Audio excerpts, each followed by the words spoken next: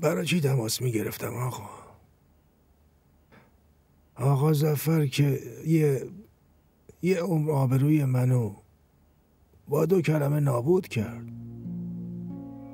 بهم تهمت زد، منو از شرکت اخراج کرد. آقا من که به خاطر اعتماد شما و اطمینان شما همه زندگیمو فدا کردم. شما انقدر با هم مهربون بودید که از طرف آقا ظفر یه تحقیر و توهین و قلب من نتونست تحمل کنه.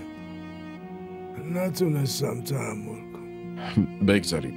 هر اتفاقی میخواست بیفته افتاد آقا جمیل. الان دیگه هر چه زودتر خوب بشید و به شرکت برگردید. آقا من توی شرکت نگران نباشید. ظفر اونقدر هم جرئت نداره که دوباره شما رو از شرکت اخراج کنه. رئیس این کاروبار شرکت من هستم، ظفر که نیست. آقا بهتون بگم من که الان پیر و ضعیف شدم آقا.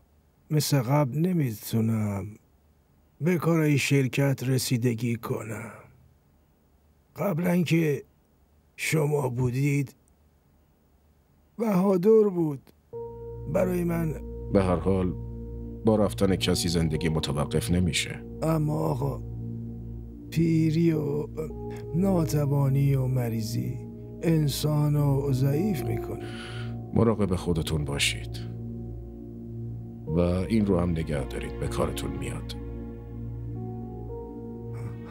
آقا اصلا نیازی نیست. در ضمن بهادر خیلی مراقب منه. پدر اون قنبر کارمند قدیمی شما بیچاره خیلی حالش بده. تو همین بیمارستان تحت درمانه. بهادر در کنار پدرش مراقب منم هست آقا. خیلی پسر مهربونیه.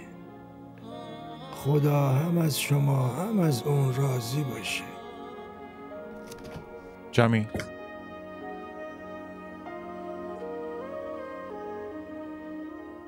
سلام.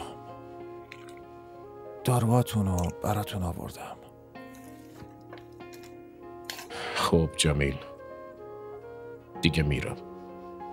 نه خیر آقا، من فقط داروهاشون رو آورده بودم. شما بمونید، من میرم. نه من خیلی وقت اینجا اومدم، دیگه داشتم میرفتم. خدا نگهدار. خداحافظ.